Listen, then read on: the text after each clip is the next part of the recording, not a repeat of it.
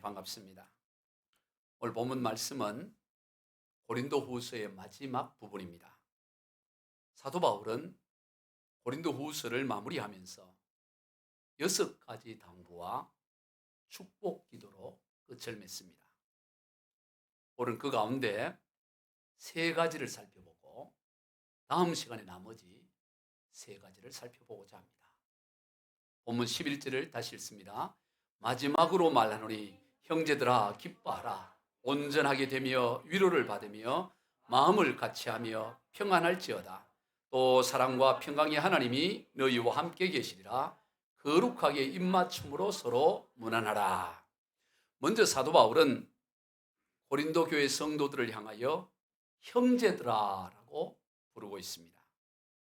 우리가 고린도전서와 후서를 통해 앞서 살펴본 대로 고린도 교회 성도들은 사도 바울에게 많은 상처와 아픔을 입혔습니다. 사도 바울을 향해 교활하게 속이는 자라고까지 저들은 말했습니다. 그러니 그런 소리를 들을 때 억장이 무너지지 않았겠습니까? 바울이 친히 눈물과 기도로 세운 고린도 교회 그 성도들이 바울을 향해 삿대질을 하며 당신이 무슨 목사냐고, 당신이 무슨 사도냐고, 교활하게 우리를 속이는 자가 아니냐라고 그렇게 하는 그들을 얼마나 마음이 상하고 아팠겠어요.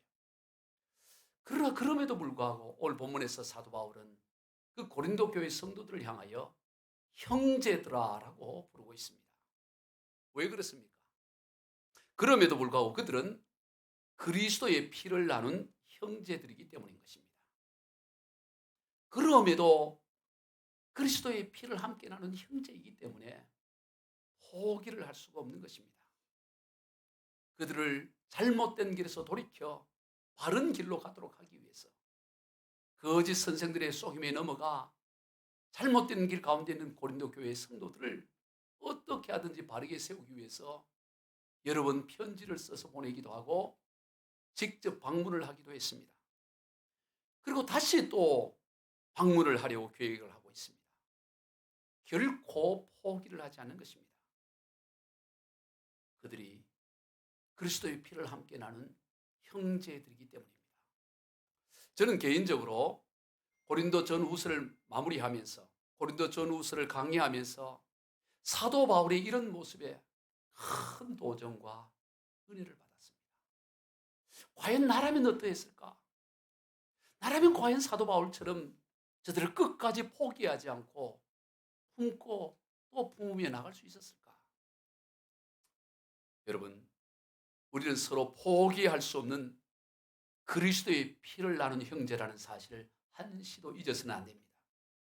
우리가 같은 교회 공동체 안에서 살다 보면 서로 오해하기도 하고 다투기도 하고 마음이 상하기도 하지만 그러나 그럼에도 불구하고 우리는 그리스도의 피를 나눈 형제라는 사실을 한시도 잊어서는 안 되는 것입니다. 사도 바울은 나아가 그 영적인 그리스도의 피뿐만 아니라 육신의 피, 아브라함의 피를 함께 나눈 동족들에 대해서도 결코 포기를 하지 않았습니다. 그들이 예수를 그리스도로 믿어 구원에 이르는 길이라면 어떠한 대가도 기꺼이 지불하려고 했습니다. 로마서 9장 1절로 3절입니다. 내가 그리스도 안에서 참말을 하고 거짓말을 아니하노라. 나에게 큰 근심이 있는 것과 마음에 그치지 않는 고통이 있는 것을 내 양심이 성령 안에서 나와 더불어 증언하노니 나의 형제 곧 고륙의 친척을 위하여 내 자신이 저주를 받아 그리스도에서 끊어질지라도 원하는 바로다. 여러분, 이렇게 고륙의 친척이 누굽니까? 바로 유대인들입니다. 그 유대인들이 바울에게 지금까지 어떻게 했습니까? 우리가 앞서 살펴본 대로 40에 하나 감한 매를 여러 맞고 돌에 맞고 그냥 죽었다고 성 밖에 내던짐을 당하기도 하고 말로 다 할 수 없는 그런 고난과 고통을 가했던 사람들이 바로 유대인들입니다. 그러나 그들은 같은 아브라함의 피를 받은 형제이기에 그럼에도 불구하고 바울은 그들을 포기하지 않고 설령 내가 저주를 받아 끊어진다 할지라도 저들이 그리스도를 믿어 구원함에 이른다면 나는 어떤 대가도 기꺼이 지불하겠다라고 그렇게 말하는 것입니다. 포기하지 않아요. 성도 여러분, 혹 여러분 가운데 육신의 피를 나눈 형제나 그리스도의 피를 나눈 형제에 대해서 심리적이든 또는 실제적으로든 포기하고 있는 사람이 있지는 않습니까?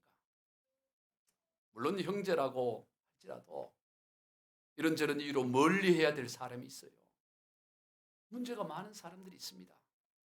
그러나 그럼에도 불구하고 그가 잘못된 길에서 돌이켜 바른 길로 서도록 기도하거나 또 자기가 할 수 있는 범위 내에서 바르게 하도록 애를 써야 되는 거예요. 그것이 형제의 마땅한 도리. 너와 나와는 이제 상관없어. 이제 끝이야. 손절이야. 그건 하나님의 나라에 어울리지 않는 단어인 것입니다.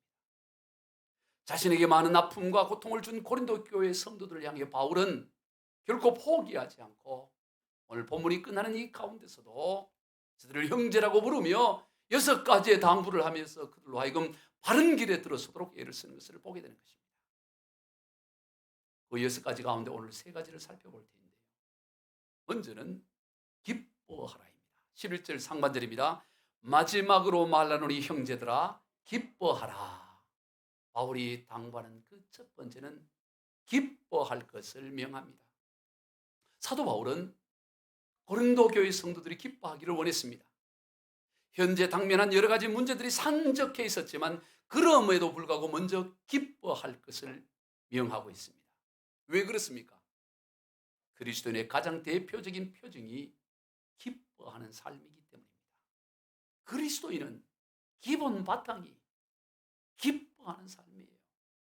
모든 일이 형통하기 때문에 내 마음대로 내 뜻대로 이루어지기 때문에 조건이나 환경으로 말미암은 기쁨이 아닙니다. 조건과 환경을 뛰어넘는 기쁨이에요. 사도 바울은 단 4장으로 구성된 빌립보서에서 이 기쁨이라는 단어를 무려 16번이나 사용을 합니다. 그래서 빌립보서를 기쁨의 서신서라 그렇게 말하죠. 그런데 이 빌립보서는 사도 바울이 로마 감옥 안에서 빌립보 교회들에게 쓴 편지입니다. 감옥 안에서 쓴 편지예요. 요즘도 감옥은 결코 편한 곳이 아니죠. 그러나 2000년 전의 감옥이라는 것은 오늘 시대와 비교할 수 없을 정도로 열악한 상황이었을 것입니다.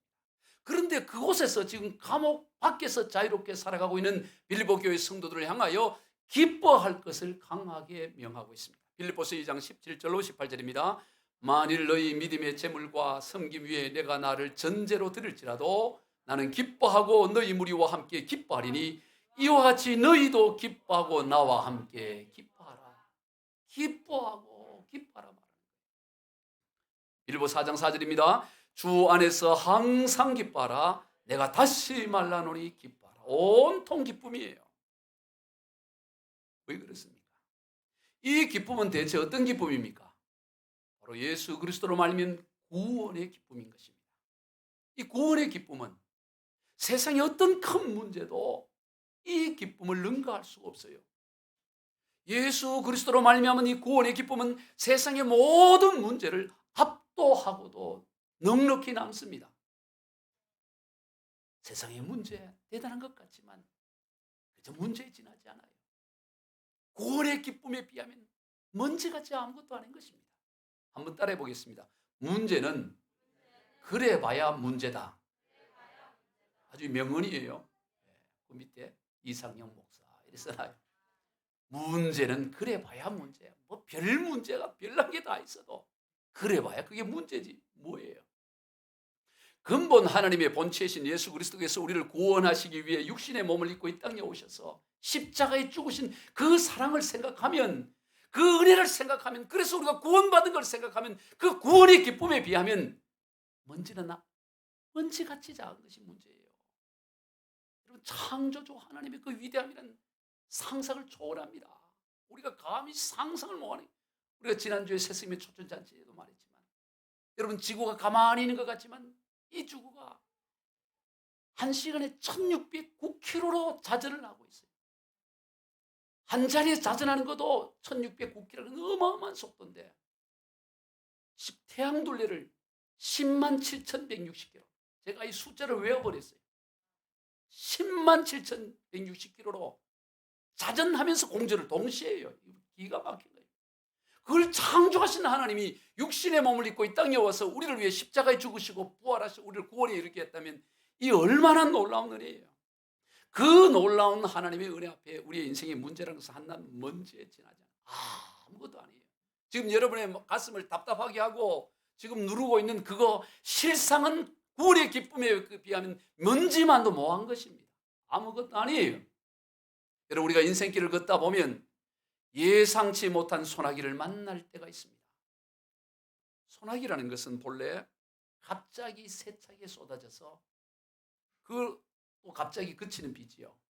우리 인생길을 가다 보면 전혀 예상치 못한 곳에서 예상치 못한 때에 소나기와 같은 그런 것을 만날 때가 있습니다. 원망할 거 없어요. 원래 소나기는 그런 거예요. 소나기는. 인생의 소나기도 마찬가지입니다. 그때 어떻게 해야 할까요? 둘 중에 하나이죠. 둘러보아서 피할 길이 있으면 피하면 됩니다. 우리가 소나기가 막 내리면 어디 피할 데 없나 보고 피할 길이 있으면 피하면 돼요. 굳이 맞을 필요는 없죠. 두 번째는 피할 길이 없으면 그냥 맞으면 되는 것입니다. 얼마나 간단해요. 너무 간단합니다.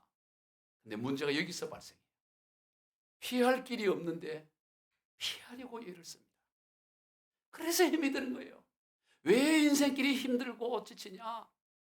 피할 길이 없는데 피하려고 하고 피할 길이 없는데 거기서 어떻게 하든 애를 쓰니까 그것 때문에 그 자체로 힘이 드는 거예요. 그같이 소나기 아무것도 아닌데 지나고 나면 더 밝은 햇살이 기다리고 있습니다. 요즘 비가 얼마나 많이 왔어요. 요 며칠간 비가 많이 왔지. 지난주 중에 제가 속초를 갔다가 오는데 얼마나 비가 오는지 차를 운전하지 못할 정도로 쏟아지는 거예요. 여러분, 그러나 그게 계속 이어지는 게 아니에요. 요 며칠간 비가 그렇게 많이 냈다. 지금 어떻습니까? 어저께만 하더라도 밖에 나가면 얼마나 햇살이 강하게 비치는지 선글라스를 끼면 좋겠다 할 정도로 그렇게 맑고 강한 거예요. 여러분 왜 인생살이가 그렇게 힘들어해요? 왜 기뻐하지 못합니까? 우리 그리스도인에게는 찬송가 304장에 나오는 가사처럼 하늘을 두루마리 삼고 바다를 먹물 삼아도 다 기록할 수 없는 하나님의 사랑이 우리에게 있어요. 저 높고 높은 별을 넘어 이 낮고 낮은 땅 위에 죄범한 영혼 구하려 그 아들 보내사 화목제물 삼으시고 우리의 죄를 용서하신 말로 다 할 수 없는 하나님의 사랑이 우리에게 있는데 왜 뭐 때문에 그렇게 힘들어하고 그같이 소나기 그냥 맞으면 되는데 뭐 때문에 그렇게 지쳐 있습니까? 우리는 얼마든지 늘 기뻐할 수 있는 삶인 것입니다. 그러기 위해서는 사도 바울이 마지막으로 축복한 그 축도인 올보문 14절에 이 말씀이 이루어져요. 13절 같이 읽습니다. 주 예수 그리스도의 은혜와 하나님의 사랑과 성령의 교통하심이 너희 무리와 함께 있을지어다. 그 구원의 기쁨 그것이 우리에게 늘 넘쳐나기 위해서는 주 예수 그리스도의 은혜와 하나님의 사랑하심과 성령님의 교통하심이 늘 우리 가운데 임해야 되는 것입니다. 그래야 구원의 기쁨이 얼마나 크고 놀라운지를 깨닫게 되고 누리는 삶을 살 수 있는 것이에요. 다음으로 사도 바울은 고린도 교회 성도들을 향하여 온전하게 되라 그렇게 말합니다. 본문 11절입니다. 마지막으로 말하노니 형제들아 기뻐하라 온전하게 되며 온전하게 될 것을 명합니다. 이 6가지 당부는 전부 명령형으로 이루어져 있어요. 원어를 보면 전부 명령형입니다. 온전하게 되라. 이 온전하게 된다는 이 헬라어 원어의 의미는 고장이 난 것을 고치다라는 의미입니다. 고장 난 것 고쳐라 이 얘기예요. 지금 고린도 교회에는 고장이 나 있는 것 같습니다. 우리가 앞서 살펴본 대로 온갖 문제들이 있었죠. 그것을 그대로 두면 안 된다는 것입니다. 반드시 고쳐라는 거예요. 그래서 온전케 해야 된다. 바르게 해야 된다는 것입니다. 자, 그러려면 고장난 것을 고치려면 어떻게 해야 될까요? 지금 상태가 고장났다는 것, 바르지 못하다는 것을 먼저 인식을 해야 되는 것입니다. 이 정도면 됐지 뭘 대단히 더 해. 이 정도면 충분해. 뭔가 잘못된 게 있어. 괜찮아. 그러면 고쳐지질 않게 되는 거죠. 잘못된 것이 보이고 깨달아져야 되는 것입니다. 그게 은혜예요.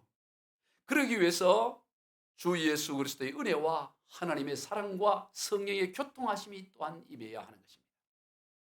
과거 사도 바울은 부활하신 예수를 만나기 전까지는 자신은 대단한 인물로 여겼어요. 그런 철저히 율법을 준수했고 바리새인 중에 바리새인으로서 흠잡을 것이 없는 인생이라 얘기했습니다. 적어도 나 정도는 돼야지.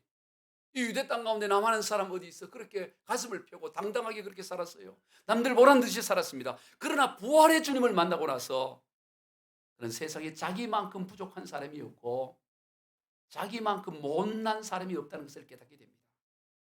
그래서 그는 자신에 대하여 죄인 중에서도 괴수라고 그렇게 표현합니다. 자신의 부족과 허물이 보여진 것이죠. 그렇게 보여지니까 그 부족과 허물을 고치기 위해서 일생 몸부림치는 인생이 되었던 것입니다. 여러분, 온전하게 되기 위해서는 온전하지 않음이 깨달아지고 보여져야 되는 것입니다. 하나님의 영이 임하실 때 주 예수의 은혜와 아버지의 하나님의 사랑하심과 성령의 교통하심이 임하게 되면 우리가 어디에 고장나 있는지 무엇이 문제인지 보여지는 역사가 일어나요. 그럴 때 우리가 온전함을 향해 나아가게 되는 것입니다. 구약 성경에서 다윗은 어릴 때부터 하나님의 마음에 합한 사람이라 칭함을 받았어요. 어린 나이에 왕도 두려워하고 다 이스라엘 군사들도 벌벌 떨고 있을 때 어린 다윗이 거구인 골리앗을 돌멩이 하나로 무너뜨리죠. 그래서 멸망의 위기 가운데 있던 이스라엘을 구해내죠. 그러니 백성들이 얼마나 그를 환호합니까? 가는 곳마다 다윗을 여로하고 다윗을 칭찬하고 그렇습니다. 백성들은 온통 다윗이.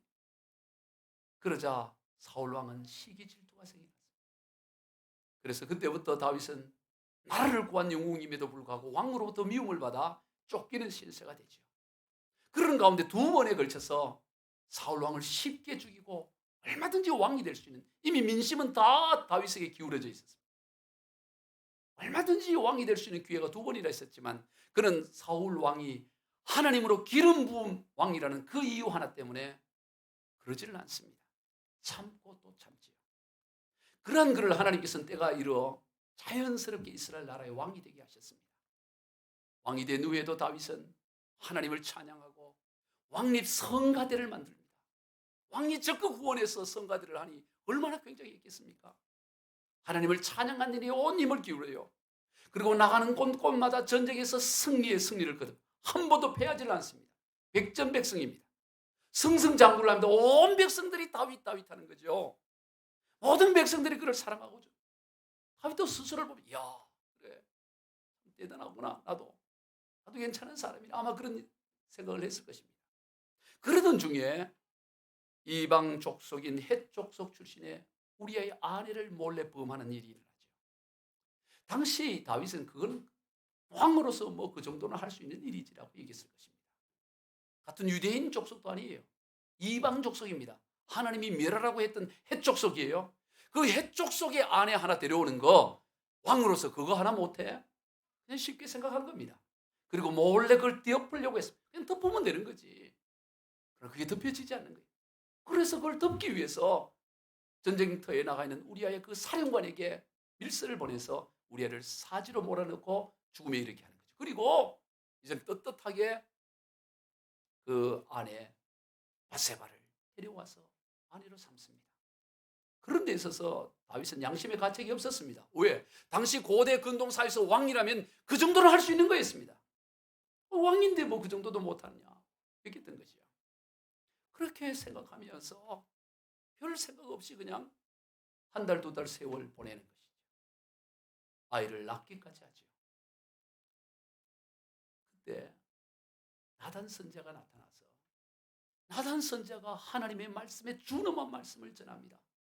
그제서야 그가 자신이 행한 행위가 얼마나 심각한 죄인지 비로소 깨달아요. 그 전까지는 나단 선지자의 책망을 듣기 전까지는 아니 왕이니까 그 정도 할 수 있다고 생각했습니다. 그런데 하나님의 말씀이 나단에게 임하여서 증거되는데 이것은 얼마나 큰 죄인지 왕위에서 쫓겨날 죄라고 하는 겁니다. 아니 이방 족속에 여긴 하나 데려왔다고 해서 왕위의 자리에서 쫓겨날 정도라고 누가 상상인들 하겠어요? 근데 하나님의 말씀은 그 죄는 단순한 죄가고 네가 그 왕의 자리에서 쫓겨남을 당해야 될 그런 죄라고, 너 집안에 저주가 임할 죄라고 말하는 거예요. 깜짝 놀라는 거예요. 그때부터 그는 하나님 앞에 납작 엎드립니다. 회개를 하기 시작하는데요. 얼마나 회개를 하는지. 나단 선지자의 책망을 듣고 그가 쓴 시가 바로 시편 51편이에요. 시편 51편을 보면 표제가 있습니다. 다윗의 시 인도자를 따라 부른 노래, 다윗이 밧세바와 동침한 후 선전하더니 그에게 왔을 때라는 이 시편에 표제가 붙어 있어요. 그때 다윗이 어떤 시를 씁니까? 어떤 고백을 합니까? 우리 1절부터 같이 읽어봅니다. 하나님이여 주의 인자를 따라 내게 은혜를 베푸시며 주의 많은 긍휼을 따라 내 죄악을 지워주소서. 나의 죄악을 맑게 씻으시며 나의 죄를 깨끗이 죄하소서. 무릇 나는 내 죄가를 아오니 내 죄가 항상 내 앞에 있나이다. 내가 죄악 중에 출생하였으며 어머니가 죄 중에서 나를 잉태하였나이다. 주의 얼굴을 내 죄에서 돌이키시고 내 모든 죄악을 지워주소서. 하나님이여 내 속에 정한 마음을 창조하시고 내 안에 정직한 영을 새롭게 하소서. 나를 주 앞에서 쫓아내지 마시며 주의 성령을 내게서 거두지 마소서. 하나님의 말씀이 비추어지니까 이것은 주의 성령이 나를 떠날 그만큼이나 심각한 죄라는 거예요. 예전에는 그렇게 느끼지 못했어요. 뭐 그 정도 사는 게 뭔 문제냐. 오늘도 마찬가지입니다. 나 주일날 교회에 나오고 예배드리고 헌금하고 또 이런저런 세상 풍조 그거 다 올려 살아가는 게 그게 뭐 그리 대단히 죄가 되냐고. 다 그렇게 살아가는 거지. 그러지 않고 어떻게 살 수 있냐고. 그런데 하나님의 말씀이 비추어지니까 그렇지 않는 거예요. 얼마나 강하게 비추어졌는지. 이 다윗은 내가 죄악 중에 태어나면서부터 나는 죄덩어리였습니다. 이렇게 고백하는 거예요. 더 나아가 어머니가 죄 중에서 어머니 뱃속에 있을 때부터 나는 죄 중에 있습니다. 밧세바를 취했기 때문에 죄인 게 아니고 이미 그 전부터 나는 죄 덩어리였습니다. 그게 비추어졌다는 것입니다. 그러니까 언제라도 하나님 앞에 무릎 꿇고 기도하며 자기를 쳐서 복종시키며 그렇게 위대한 성군이 되는 거예요. 이게 하나님의 은혜인 것입니다. 여러분, 하나님이 우리에게 임할 때, 하나님의 말씀이 우리에게 비추어질 때 우리가 온전하지 않다는 것이 깨달아지게 되는 거예요. 이 정도면 괜찮은 줄 알았는데, 이 정도면 괜찮은 목사인 줄 알았는데, 이 정도면 괜찮은 집사인 줄 알았는데 하나님의 말씀이 비추어지니까 너무너무 얼굴을 들지 못할 만큼 부끄러운 죄인이라는 게 발견되어지는 거예요. 그래야만 비로소 온전을 향해 나아가게 되는 것입니다. 그러기 위해서도 또한 주 예수 그리스도의 은혜와 하나님의 사랑과 성령의 교통하심이 임해야 되는 거예요.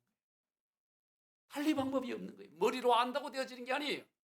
하나님의 영이 언제나 우리 가운데 충만히 임해야 되고 늘 하나님의 전에 나가 주의 그 은혜가 얼마나 큰지 하나님의 사랑이 얼마나 큰지 하늘을 두루마리 삼고 바다를 먹물 삼아도 다 기록할 수 없을 만큼 크신 그것이 날마다 우리에게 부어지어야만 내가 얼마나 연약한지가 깨달아지고 내가 온전하지 않은 사람이란지 깨달아져서 온전함을 향해 나아가게 되는 것입니다. 다음 세 번째로 사도 바울은 고린도 교회 성도들을 향하여 위로를 받으라 그렇게 명합니다. 11절 상반절 있습니다. 마지막으로 말하노니 형제들아 기뻐하라 온전하게 되며 위로를 받으며 위로를 받을 것을 고민해요. 여러분 이 시간 위로를 받기를 주의 이름으로 축원합니다. 위로를 받아야 돼요. 그러면 이 위로를 받는다는 게 뭘까요? 바울은 위로를 받을 것을 명하고 있습니다. 이 위로를 받다는 의미를 영어 NIV 성경에서는 listen to my appeal이라고 번역을 했어요. listen to my 나의 어필에 listen to 하라는 거예요. 나의 호소를 들으라. 나의 간청을 들으라. 나의 권면을 들으라. 그게 바로 너희의 위로다 이 말인 것입니다. 고린도 교회 성도들이 받을 위로는 그저 아이고 힘들지. 세상살이 힘들지. 괜찮아. 힘내. 그런 정도가 아니에요. 사도 바울은 고린도 후서를 처음 시작하면서 하나님에 대하여 위로의 하나님이다. 그렇게 말합니다. 우리 하나님은 어떤 하나님이냐? 위로의 하나님이에요. 고린도 후서 1장 3절로 4절 같이 읽습니다. 찬송하리로다 그는 우리 주 예수 그리스도의 하나님이시요 자비의 아버지시요 모든 위로의 하나님이시며 우리의 모든 환난 중에서 우리를 위로하사 우리로 하여금 하나님께 받은 위로로서 모든 환난 중에 있는 자들을 능히 위로하게 하시는 이시로다. 여기 두 절 안에 위로라는 단어가 몇 번이나 들어가 있습니다. 위로. 우리 하나님은 위로하시는 하나님이라는 거예요. 이 위로라는 사전의 의미, 사전을 찾아보면 따뜻한 말이나 행동으로 상대방의 슬픔과 괴로움을 달래주는 일이라 이렇게 정의하고 있습니다. 따뜻한 말과 행동으로 상대방의 슬픔과 괴로움을 달래주는 일이 위로다. 달래주는 것이라는 거예요. 그러면 여러분, 하나님은 어떻게 우리를 달래주실까요? 즉 어떻게 우리를 위로하실까요? 그저 하나님은 괜찮아, 힘내, 괜찮아, 그런 방식으로 우리를 위로하실까요? 물론 그런 면도 있죠. 그러나 하나님의 위로는 달래주는 것으로 끝나지 않습니다. 하나님의 위로는 언제나 해결로 이어집니다. 그래서 하나님의 위로만이 참된 위로가 되는 거예요. 하나님의 위로는 그저 우리의 감정을 그저 쓰다듬어 주는 것이 아니라 우리 인생의 문제, 위로받아야 될 그 부분을 근본적으로 해결하심으로 그렇게 위로해 주신다는 것입니다. 그렇기 때문에 하나님의 위로만이 참된 위로가 되는 것입니다. 지금 고린도 교회 성도들을 향해 한 이 사도 바울의 모든 권면과 호소는 하나님의 위로였고, 그 호소와 권면을 받아들일 때 저들은 위로를 받게 되고 문제에서 해결되게 되는 것입니다. 지금까지 사도 바울이 고린도전서 후서에서 권면한 것은 그저 그가 생각해서 그냥 자기가 생각나는 대로 글을 써보낸 게 아니에요. 다 하나님의 인도하심을 받아 행한 하나님의 위로였고 호소였던 거예요. 그걸 받아들일 때 저들은 참된 위로를 얻게 되고 문제로부터 자유함과 해결에 이르게 된다는 거예요. 성도 여러분, 여러분 마음이 어렵고 현실이 힘들 때, 앞이 캄캄할 때 어디에서 위로받기를 원하십니까? 무엇이 참된 위로가 되어집니까? 오직 우리의 위로는 하나님의 말씀만이 우리의 참된 위로라는 걸 기억해야 돼요. 소주 한 잔 몰고 그냥 아침 이슬을 마시면 위로가 될 것 같지만 마시고 나면 머리만 띵하고 속만 쓰려요. 소주가 위로가 되질 않습니다. 위스키가 위로가 되질 않아요. 더 독하고 힘들어요. 푸른 잔디에서 골프가 위로가 되질 않습니다. 세상 사람들이 이런저런 따뜻한 말이 참된 위로가 되잖아요.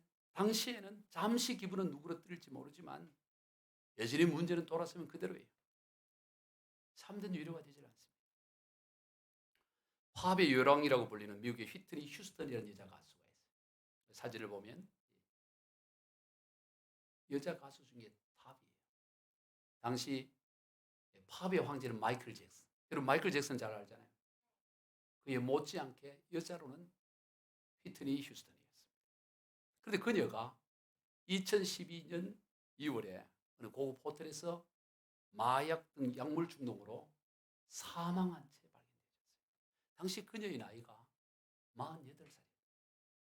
그런데 이 휘트니 휴스턴의 그 음반 판매량이 얼마냐면 1억 7천만 장이에요. 1억 7천만 장이 상상을 초월한 음반 판매량입니다. 그 그래미상을 6번이나 빌보드 뮤직 어워드상을 16번, 아메리칸 뮤직 어워드 22, 총 굵직굵직한 상을 420번을 받았어요. 그래서 세계에서 가장 많은 상을 받은 여자 가수로 기네스북에 오르기까지 했어요. 최고예요. 여러분 거기에 보면 휘트니 휴스턴의 유명곡 중에 I Will Always Love You라는 곡, 아마 아시는 분들은 많을 거예요. 몰라도 한번 들어보면 이 노래. 제가 이 I Will Always Love You라는 이 노래 그 조회수가 얼마인가 하고 유튜브에 들어가 봤더니 어제 그 유튜브 그거 들은 사람이 얼마냐?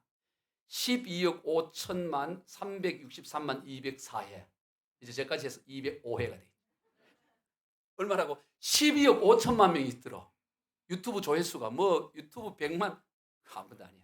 12억 5천만이 조회를 한다. 웬만한 거 6억. 어마어마한 가수. 그거 얼마나 노래를 잘 불렀든지 목소리가 천상의 목소리였어요.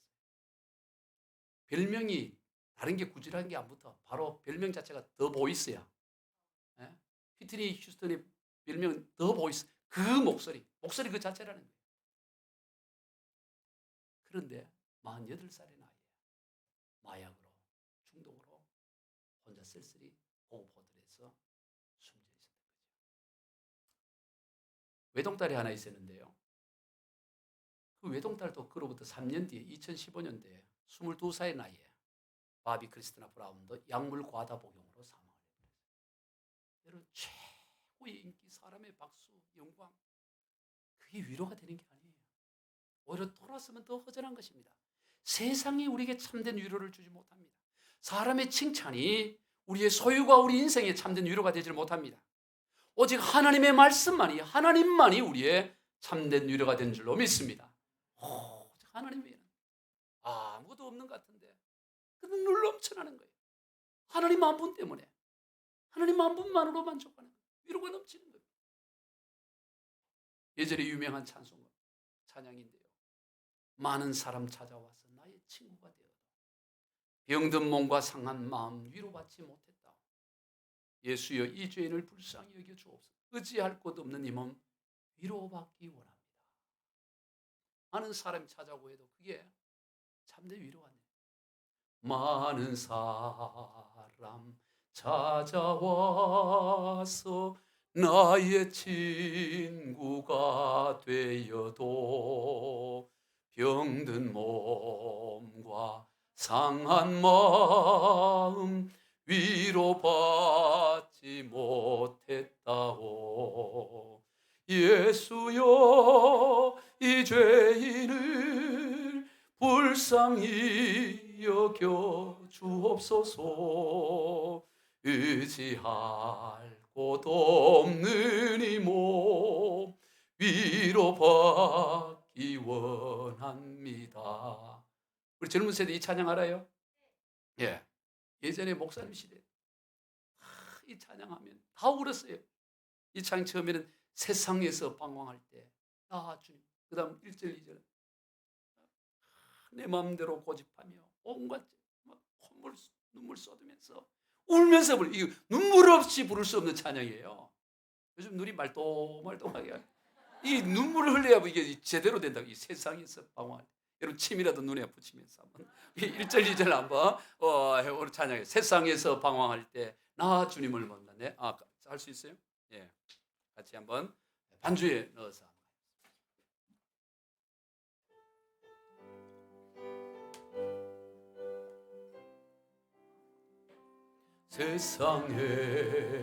세상에서 방황할 나 주님을 몰랐네. 내 맘대로 고집하며 온갖 죄를 저질렀네. 예수여 이 죄인도 용서받을 수 있나요? 벌레만도 못한 내가 용서받을 수 있나요? 많은 사람 찾아와서 나의 친구가 되어도 병든 몸과 상한 마음 위로받지 못했다오. 예수여 죄인은 불쌍히 여겨 주소서.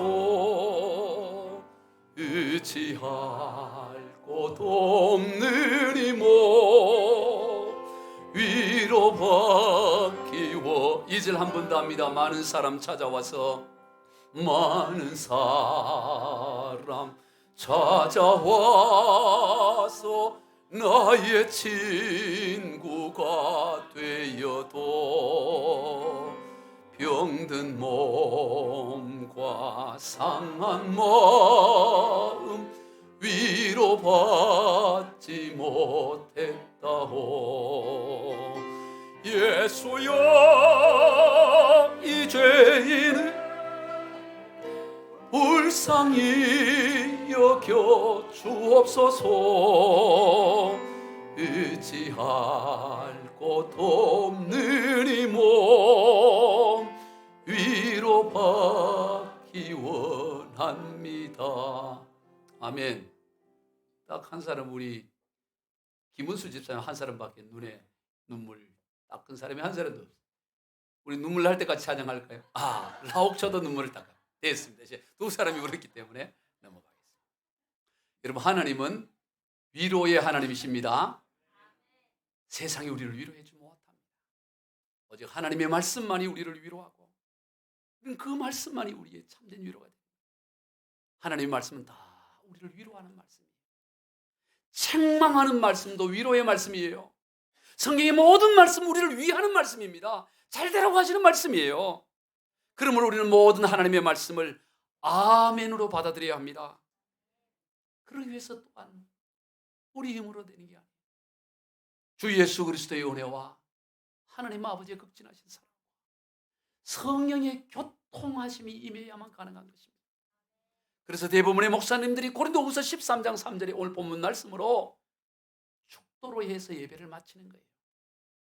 우리 모두 주 예수 그리스도의 은혜와 하나님 아버지의 극진하신 사랑과 성령님의 내 주위로 교통하심으로 말미암아 늘 기뻐하며 그 구원의 기쁨을 늘 누리며 또 자신의 온전하지 못한 부분을 깨달아 온전함을 향해 나아가며 또 하나님의 말씀으로 늘 위로받는 그런 삶이 다 되시길 주 예수 그리스도 이름으로 축원드립니다.